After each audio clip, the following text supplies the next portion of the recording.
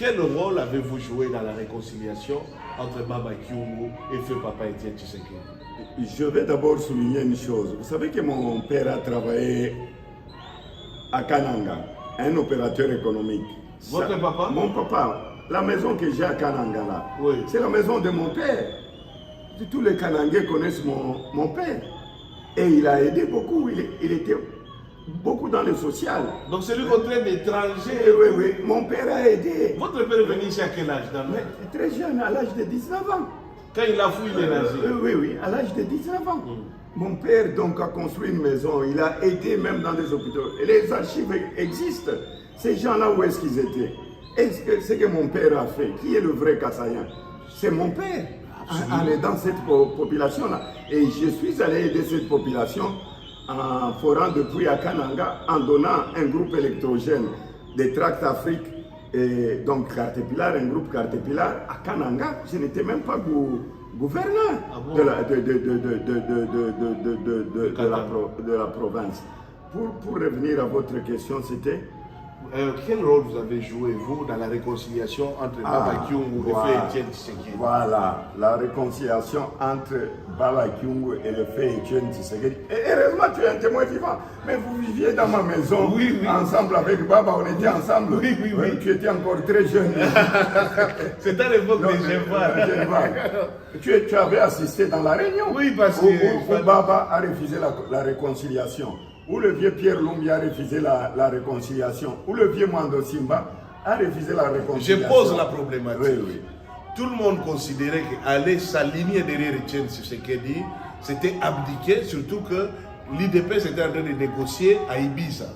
Et en ce qui concernait les Katangais, voir Baba se mettre sous l'autorité de Feu Papa Etienne Tshisekedi, c'était vraiment une sorte de trahison. Mais les chairman estimaient que dans l'intérêt du pays... Laisse-moi terminer. Ouais. Je parle avec Baba, Baba parle avec Pierre Lumbi, avec Vieux Mwando.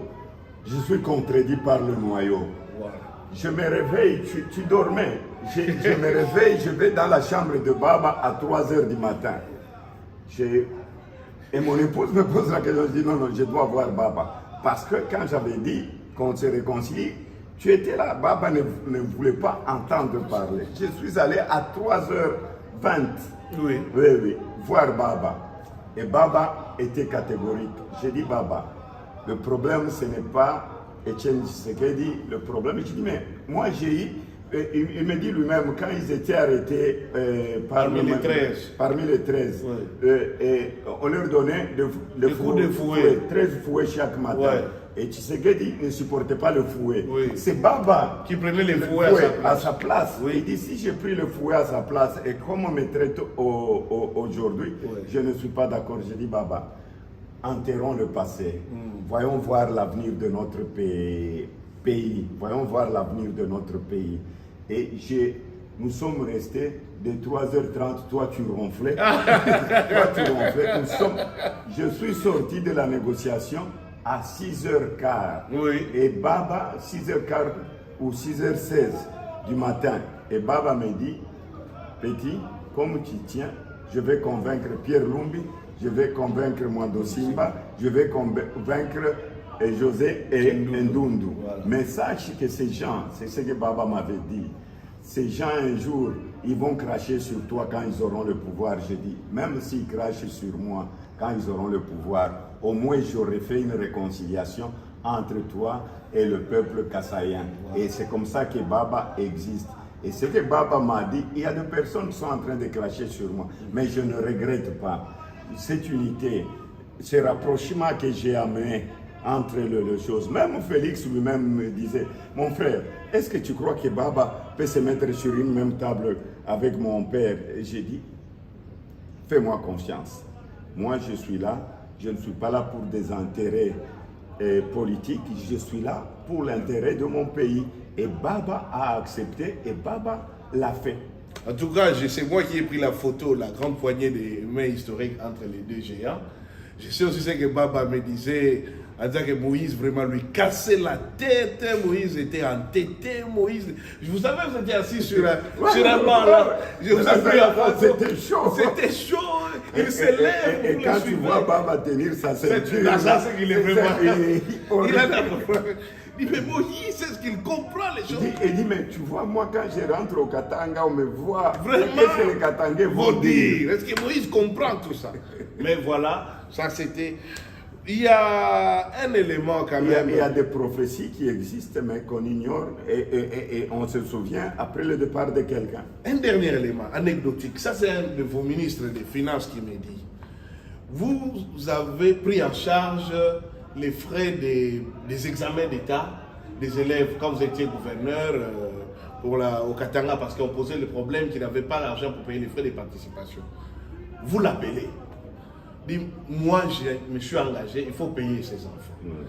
Et le ministre dit, en tout cas par rapport à ces prévisions budgétaires, c'est une dépense qui n'est pas prévue et il n'y a pas.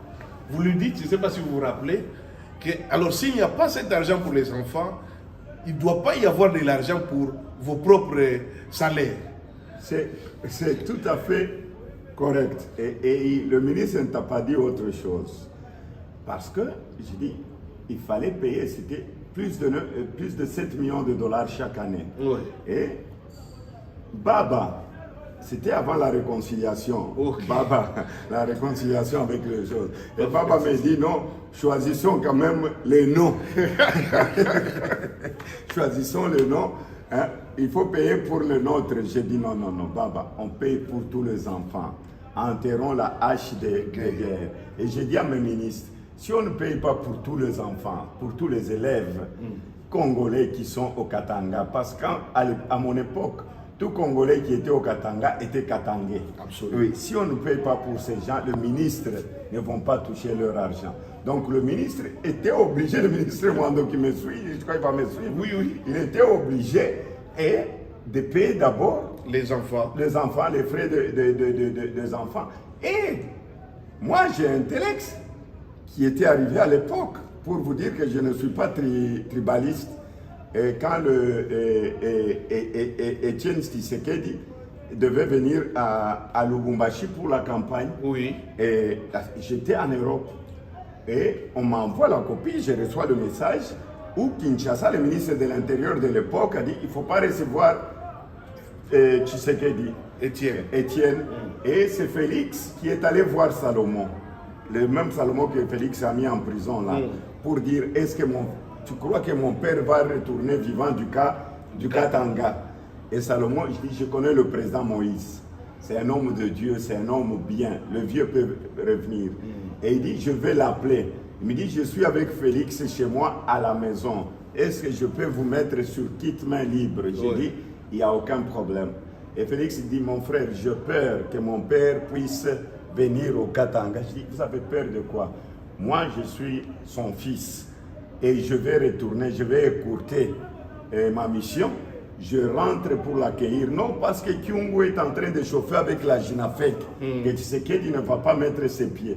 Je suis rentré, la vidéo existe. C'est vous qui avez fait déplacer Baba.